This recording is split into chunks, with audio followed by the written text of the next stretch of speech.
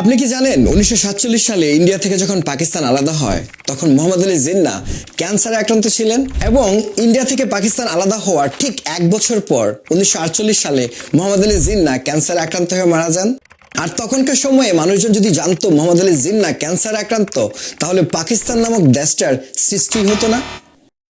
আপনি কি জানেন জাতির পিতা বঙ্গবন্ধু শেখ মুজিবুর রহমান তার ৫৫ বছরের জীবন দশায় ৪৬৮২ দিন জেলখানায় ছিলেন, তার মধ্যে ৭ দিন ব্রিটিশ আমলে এবং বাকি ১২ বছরের অধিক সময় পাকিস্তান সরকারের অধীনে।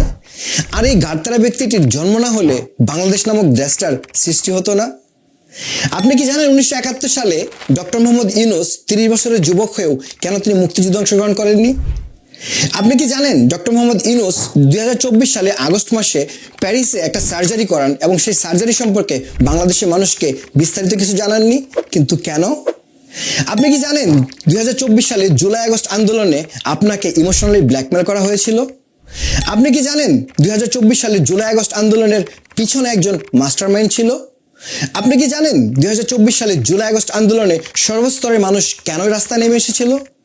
আপনি কি জানেন ২০২৪ সালে জুলাই আগস্ট আন্দোলনে শেখ হাসিনা সরকার এবং তার পুরো ক্যাবিনেট কেন বাংলাদেশ ছেড়ে পালিয়ে যেতে হলো?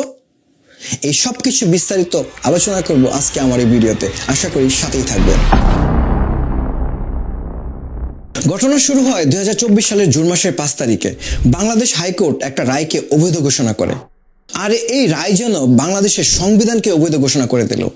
কি ছিল সেই রায়, যে রায়ের কারণে বাংলাদেশের ইতিহাসে যা হয়নি হয়েছে তাই, ৫৪ বছরে বাংলাদেশে যা ঘটেনি ঘটলো তাই, ১৫ বছর থাকা সরকারের পুরা ক্যাবিনেটকে পালিয়ে যেতে হলো বাংলাদেশ থেকে। এই পুরা বিষয়টা জানার জন্য আপনাকে একটু পিছনে ফিরে যেতে হবে, আর সেটা হচ্ছে কোটা ব্যবস্থা।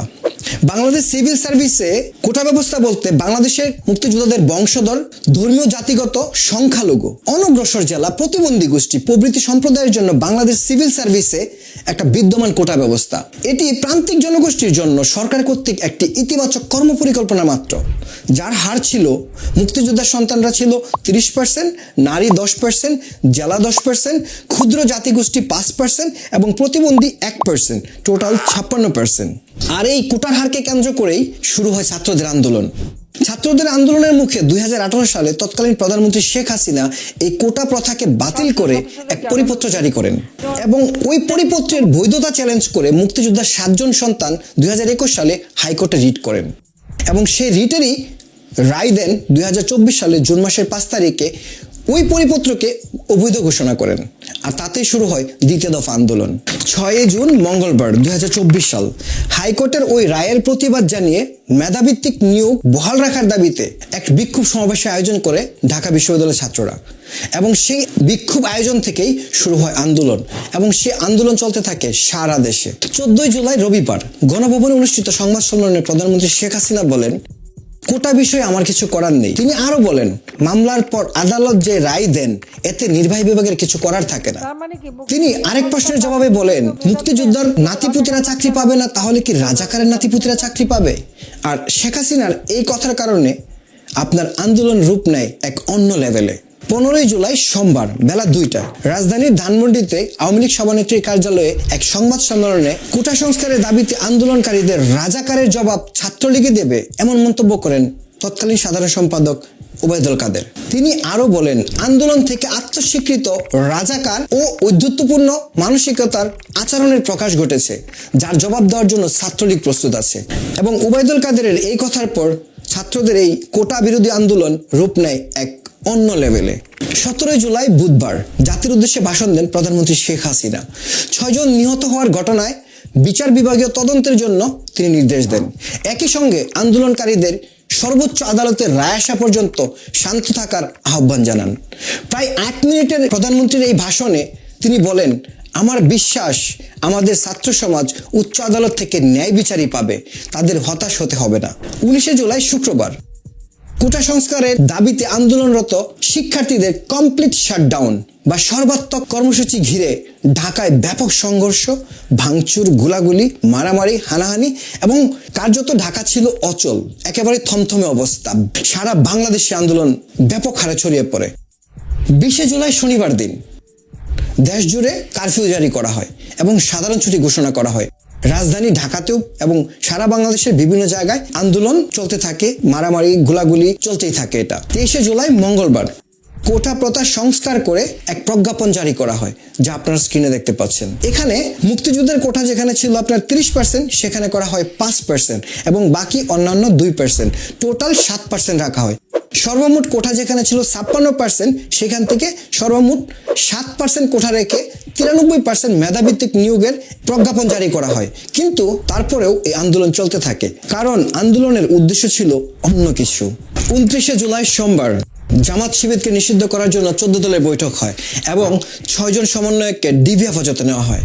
এবং 30শে জুলাই মঙ্গলবার মার্চ ফর জাস্টিস এবং বৈষম্যবিরোধী ছাত্র নেতাদের 9 দফা দাবি আদায়ের লক্ষ্যে কর্মসূচি ঘোষণা। 31শে জুলাই বুধবার মার্চ ফর জাস্টিস কর্মসূচি পালনের পর বৈষম্যবিরোধী ছাত্র আন্দোলনের একাংশ নতুন কর্মসূচির ঘোষণা দেন এবং তার নাম দেন রিমেম্বারিং আওয়ার হিরোস। 1 আগস্ট 2024 সরকার সন্ত্রাস বিরোধী আইনে জামাত শিবিরকে নিষিদ্ধ করে এক প্রজ্ঞাপন জারি করেন এবং জাতিসংঘ বাংলাদেশে একটি ফ্যাক্ট ফাইন্ডিং দল পাঠানোর প্রস্তাব দেন এবং তৎকালীন প্রধানমন্ত্রী শেখ হাসিনা সেই প্রস্তাবকে স্বাগত জানান এবং ডিবি হেফাজত থেকে 6 জন সমন্বয়ককে ছেড়ে দেওয়া হয়। এবং 3 আগস্ট ছাত্রদের দাবির সাথে সংহতি জানাতে ঢাকার জাতীয় শহীদ মিনারে লাখো মানুষ সমবেত হন, আর সেখান থেকেই উচ্চারিত হয় এক দফা এক দাবি, শেখ হাসিনা তুই কবে যাবি। সরকার পতনের ডাক দেওয়া হয়। ছাত্র জনতার আন্দোলনের মুখে 5 তারিখে আওয়ামী লীগ সরকার জননেত্রী শেখ হাসিনা এবং তার পুরো ক্যাবিনেট বাংলাদেশ থেকে পালিয়ে যান। আগস্ট মাসের 6 তারিখে এবং 7 তারিখে বাংলাদেশে কোনো সরকার ছিল না এবং আগস্ট মাসের 8 তারিখে আসে সেই মহেন্দ্রক্ষণ আমাদের জনপ্রিয় ডক্টর মোহাম্মদ ইউনূস বাংলাদেশে। ডক্টর মোহাম্মদ ইউনূস ক্ষমতা গ্রহণের পর জাতির উদ্দেশ্যে এক ভাষণ দেন। সেই ভাষণে তিনি বলেন, আমার নিয়োগকর্তা হচ্ছে ছাত্ররা। আর তখনই সাধারণ মানুষের মনে প্রশ্ন আসে, তাহলে আমরা কারা? এই আন্দোলন ছিল সর্বস্তরের মানুষের। ডক্টর মোহাম্মদ ইউনূস যখন বলেন আমার নিয়োগকর্তা হচ্ছে বাংলাদেশের ছাত্ররা, তখন সাধারণ মানুষের প্রশ্ন, এই আন্দোলনে এত মানুষ, বাংলাদেশের প্রতিটা মানুষ অংশগ্রহণ করেছে, তাহলে উনারা কি তার নিয়োগকর্তা নন? এরকম একটা প্রশ্ন তৈরি হয়ে যায়। ডক্টর মোহাম্মদ ইউনূস এবং তার ছাত্র নেতারা ইউনাইটেড নেশন কিংবা জাতিসংঘের সম্মেলনে যোগ দেওয়ার জন্য আমেরিকাতে আসেন। আমেরিকাতে আসার পর ক্লিনটন গ্লোবাল ইনিশিয়েটিভ, যে একটি চ্যারিটি প্রোগ্রাম আমেরিকার প্রেসিডেন্ট ক্লিনটনের, সেখানে তারা যোগ দেন। যোগ দেওয়ার পর ডক্টর মোহাম্মদ ইউনূস কি বলছেন চলুন শুনে আসি। It's amazing, meticulously designed thing. It's not just suddenly came, it's not like that. Very well designed. Even the leadership pattern, people don't know who the leaders.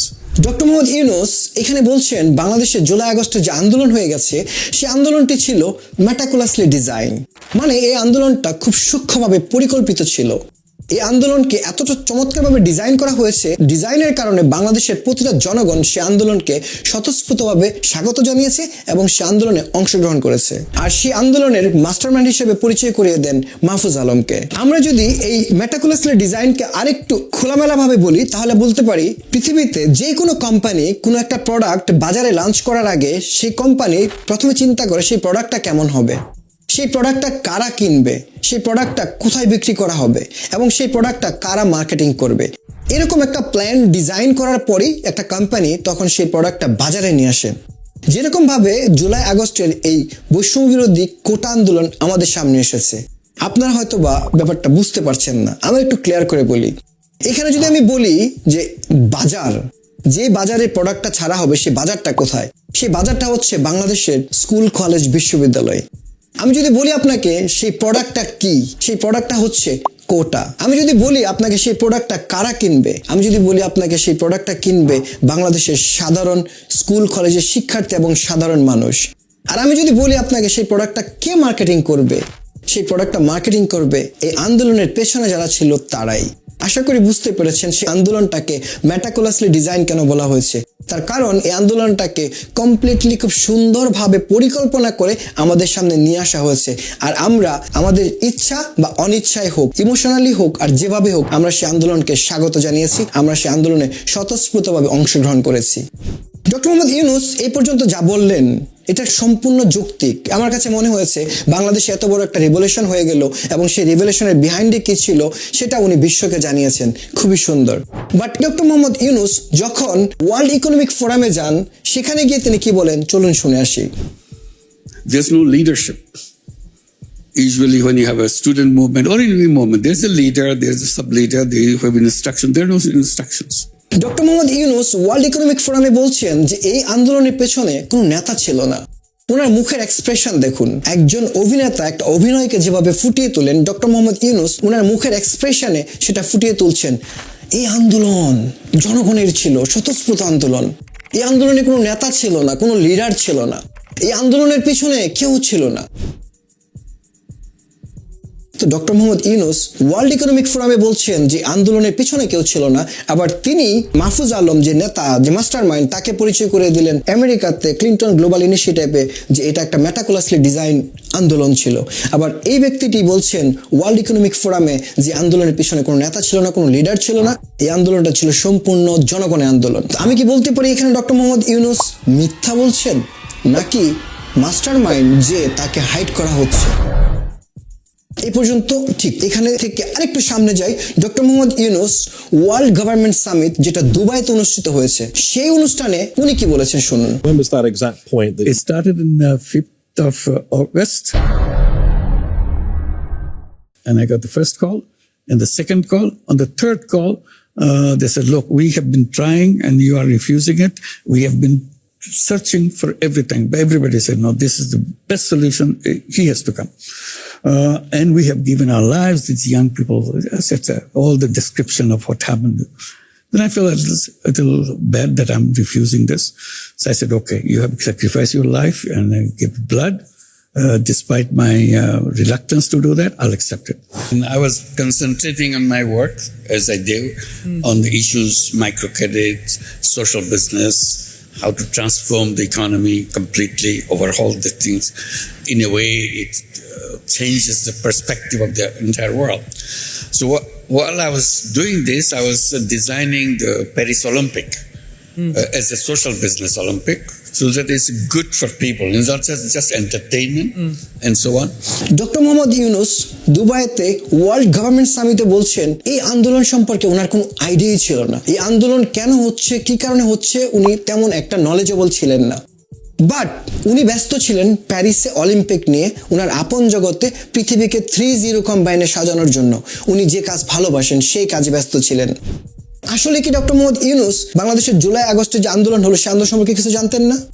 চলুন আমরা সেই আন্দোলনের সম্মুখ সারির একজন নেতা, যে আন্দোলনকে লিড দিয়েছেন, ববি হাজ্জাজ, তার মুখ থেকে কিছু কথা শুনে আসি। গোপনে যাওয়ার আগে I reached out to doctor Mohammad Yunus যে আমাদের এই সরকার ফেলতে হবে, পড়তেই হবে, আর কোনো উপায় নাই, নেক্সট একটা সরকার আসতে হবে। আপনার কাছে আরজি যে আপনি ওই সরকারের দায়িত্ব নেবেন প্লিজ। এই আরজি রেখে 19 তারিখে রাতে 20 তারিখ সকালে আমি আত্মগোপনে গেছি। এইখানে ববি হাজ্জাজ বলছেন যে জুলাই মাসের 19 তারিখে ডক্টর মোহাম্মদ ইউনূসের সাথে ওভার দ্য টেলিফোন ওনার সাথে কথা হয়। সরাসরি উনি ডক্টর মোহাম্মদ ইউনূসকে রিকোয়েস্ট করেন যে আপনাকে বাংলাদেশের হাল ধরতে হবে, আপনাকে বাংলাদেশে আসতে হবে, বাংলাদেশের গতি আপনাকে নির্ধারণ করতে হবে, বাংলাদেশ কোন দিকে যাবে। ওনাকে দায়িত্ব দিয়ে তারপর ববি হাজ্জাজ আত্মগোপনে যান। তাহলে doctor Mohammad Yunus world government summit দুবাইতে বলছেন এই আন্দোলন সম্পর্কে ওনার কোনো আইডিয়া ছিল না, কোনো কিছুই জানতেন না।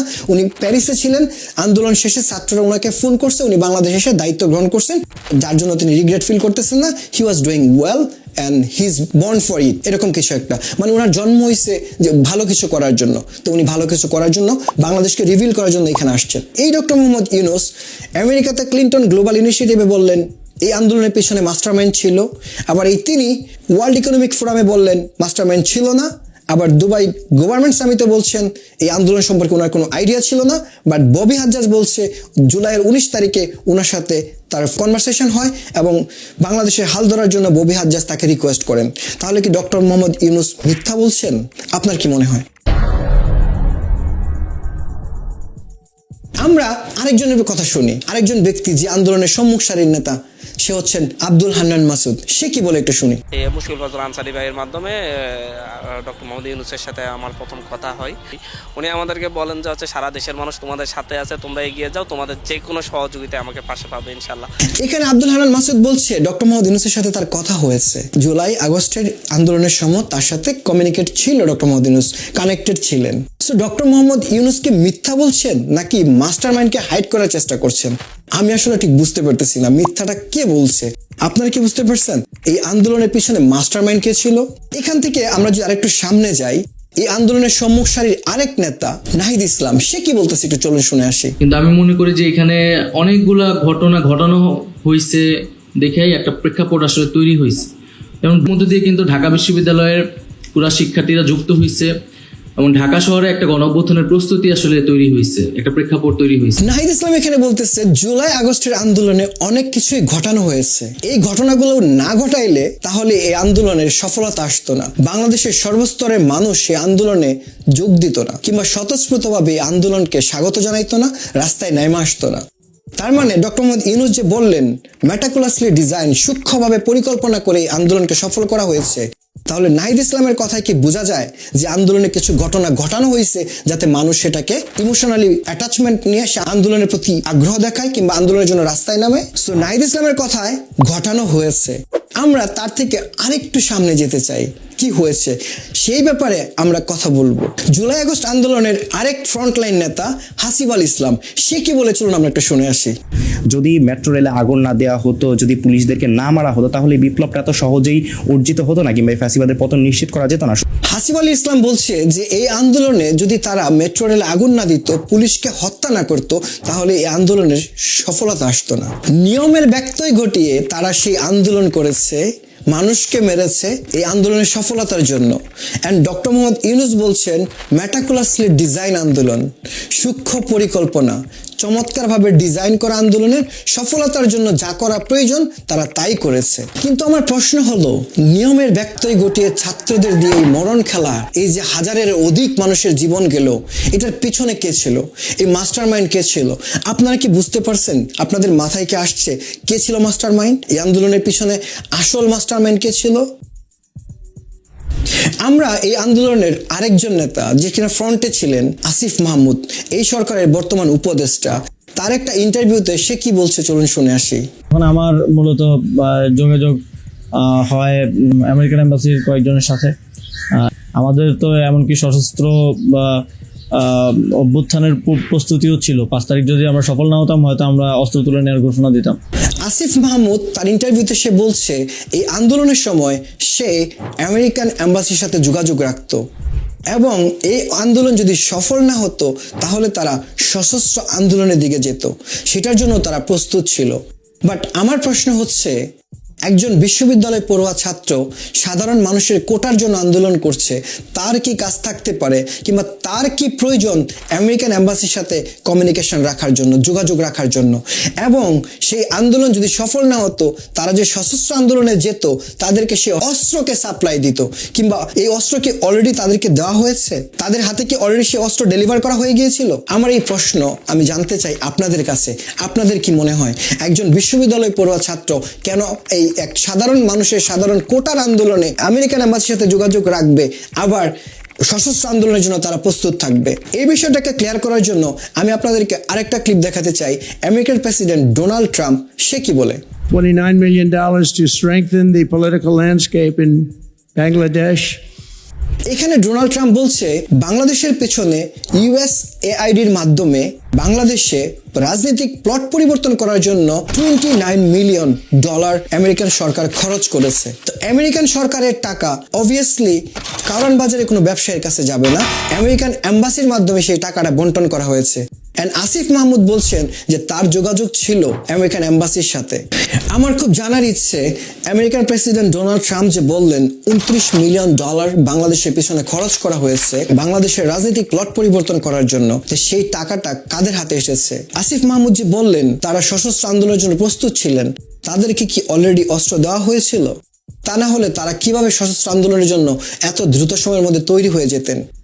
আর একজন সাধারণ ছাত্র কিভাবে আমেরিকান এম্বাসির সাথে যোগাযোগ রাখেন, কোন স্বার্থে? আপনারা হয়তো জেনে অবাক হবেন, বাংলাদেশের প্রধান উপদেষ্টা ডক্টর মোহাম্মদ ইউনূসের প্রেস সেক্রেটারি শফিকুল আলম তিনি এক ইন্টারভিউতে বলছে, শুনেন কি বলছে। 1400 জন যে মারা গেছে, যেটা UN ফ্যাক্ট ফাইন্ডিং মিশনে আসে, তার বেশিরভাগই কিন্তু হত্যা হয়েছে পুলিশের গুলিতে। বাংলাদেশ পুলিশ 1400-র উপরে মানুষ গুলি করে মারছে, UN এর ফ্যাক্ট ফাইন্ডিং রিপোর্টে আসছে। সেই রিপোর্টে বলা হয়েছে 66% উপরে মানুষ মারা গেছে মিলিটারি রাইফেলে, এন্ড % মানুষ মারা গেছে শটগানের গুলিতে এবং 2% মানুষ মারা গেছে পিস্তলের গুলিতে এবং বাকি 20% মানুষ মারা গেছে অন্যান্য সমস্যার কারণে। বাট আমরা এই জিনিসটাকে যাচাই বাছাই করার জন্য আমরা যদি এই 66% মিলিটারি রাইফেল কারা ইউজ করছে এই ব্যাপারে একটা মতামত শুনি, সেটা হচ্ছে আপনার তৎকালীন স্বরাষ্ট্র উপদেষ্টা এম শাকাওয়াত হোসেনের। চলুন শুনি উনি কি বলে। বক্তব্য শুনলাম, সে বক্তব্যতে মনে হচ্ছে পুলিশের ফায়ারিং এ কম লাগছে, এদের সিভিলিয়ান ড্রেসে হাতে 7.62, আপনারা নিজেই দেখছেন 7.62 মানে 7.62 রাইফেল। এখন ইনভেস্টিগেশন করার, ম্যাসিভ ইনভেস্টিগেশন দরকার যে এরা কারা, কাদের হাতে এই রাইফেল, যেটা প্রহিবিটেড রাইফেল, কাদের হাতে এটা আসছে, এই এলাকাতে কে কারা দিচ্ছে।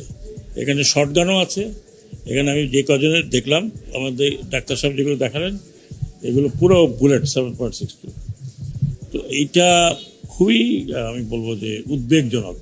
এক তো পুলিশের হাতে আছে, ইউনিফর্ম তার হাতে আছে, কিন্তু সিভিল ড্রেসে কারা আনসার এলাকাতে গিয়ে, তারা বাইরেও হয় নাই, তারা কিন্তু আনসার গেটের মধ্যে তাদেরকে এরকমভাবে ফায়ার করছে। আরও নাকি এখানে তো মাত্র 7-8 জন, আনসার যে হসপিটাল ফ্যাসিলিটি সেখানেও আছে।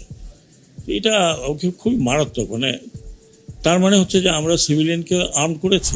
তো স্বরাষ্ট্র উপদেষ্টা এম শাকাওয়াত হোসেন বলতেছে এই রাইফেল বাংলাদেশ পুলিশ ব্যবহার করে নাই। তো 66% যেটা সর্বাধিক, এবং শফিকুল আলম বলতেছে 1400-এর উপরে মানুষ পুলিশ মারছে। বাট উনি সেই রিপোর্টটা কই থেকে পাইলো, কিংবা উনি কি করে কনফার্ম হলেন, শিওর হইলেন যে পুলিশই 1400-এর উপরে মানুষকে গুলি করে মারছে, যেখানে একজন রিটায়ার্ড মিলিটারি অফিসার বলতেছেন যে Bangladesh police military rifle use করে না, 7.62 বুলেট, যে বুলেটের বেশি মানুষ মারা গেছে এই বুলেটে। তো এই বুলেট কারা চালাইছে, এই রাইফেল কারা ইউজ করছে, সেই ব্যাপারে তো তদন্ত হওয়া উচিত, কিংবা ক্লিয়ার একটা পিকচার থাকা উচিত। শফিকুল আলম বলে ফেললেন যে বাংলাদেশ পুলিশ এগুলোতে 1400-এর উপরে মানুষ মারা গেছে। এটা কতটুকু লজিক্যাল কিংবা যৌক্তিক সেটা আপনারা বিচার করবেন। আপনারা কি এখন পর্যন্ত মাস্টারমাইন্ড খুঁজে পেয়েছেন? কে ছিল এই জুলাই আগস্টের পিছনে মাস্টারমাইন্ড? মেটাকুলাসলি ডিজাইন আন্দোলনকে কে সফলতা দিয়েছে? কারা ছিল বিহাইন্ডে?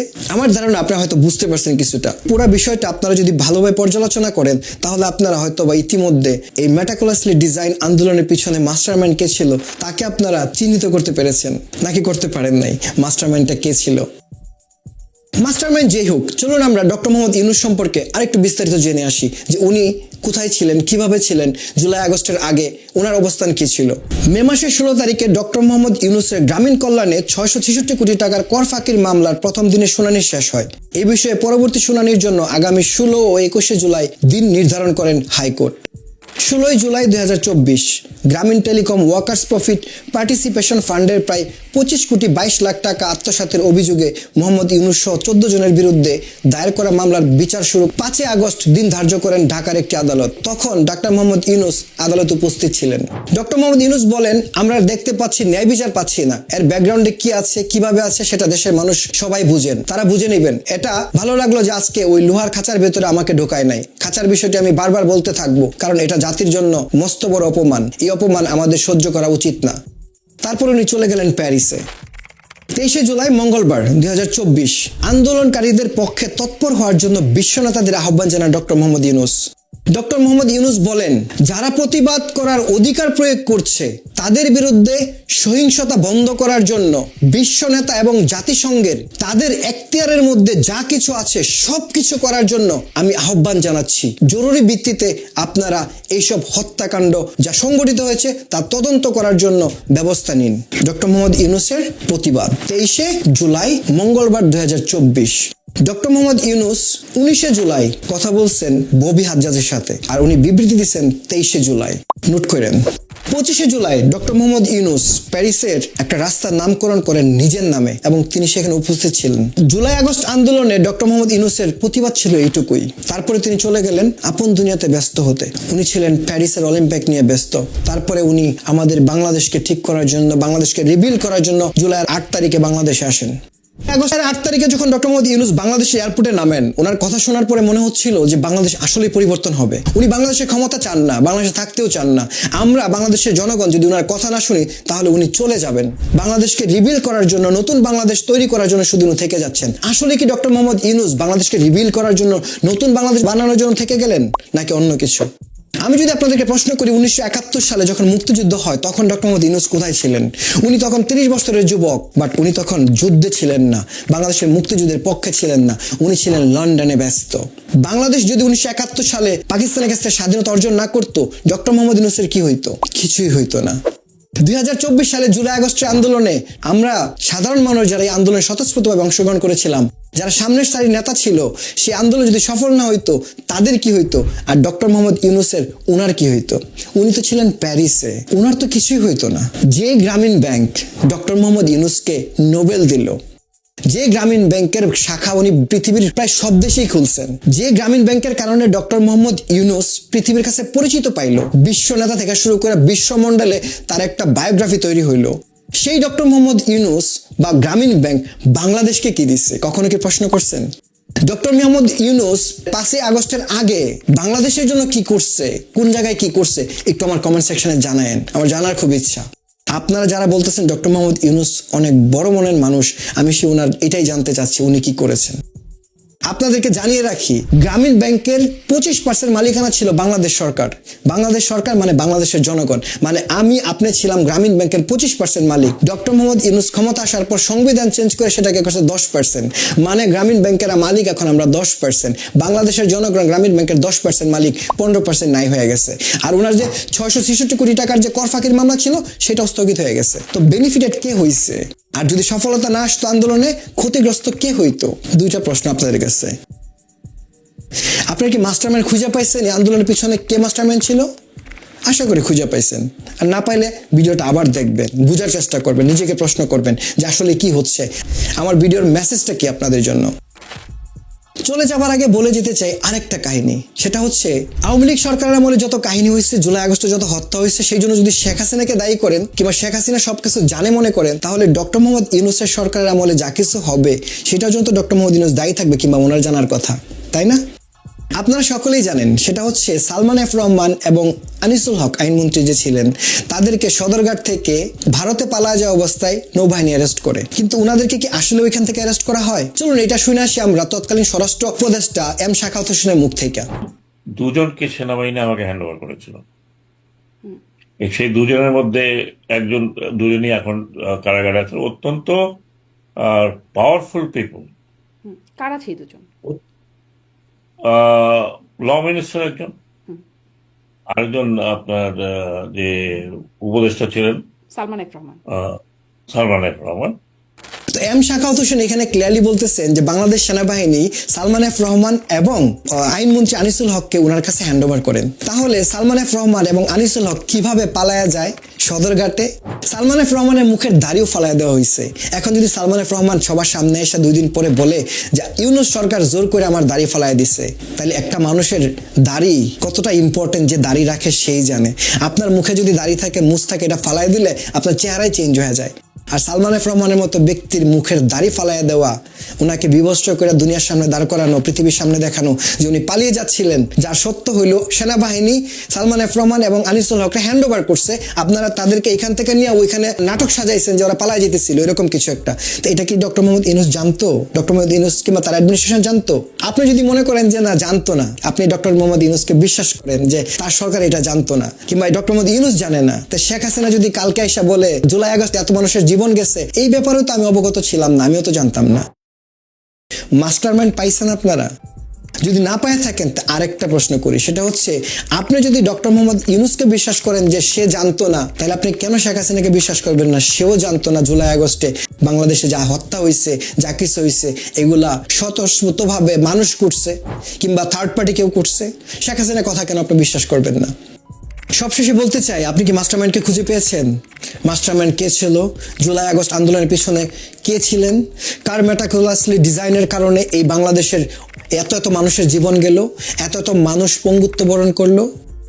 কে বেনিফিটেড হইল? এই প্রশ্নগুলো নিজেকে করবেন এবং আমার কমেন্টসে এসে জানাবেন। আপনার মাইন্ডে যা আসে সেটাই লিখেন, কোনো সমস্যা নেই। I am ready to accept everything. তো সবাই ভালো থাকবেন, সুস্থ থাকবেন, নিজের প্রতি যত্ন রাখবেন অ্যান্ড চোখ কান খোলা রাখবেন। সেই পর্যন্ত আল্লাহ হাফেজ, আসসালামু আলাইকুম।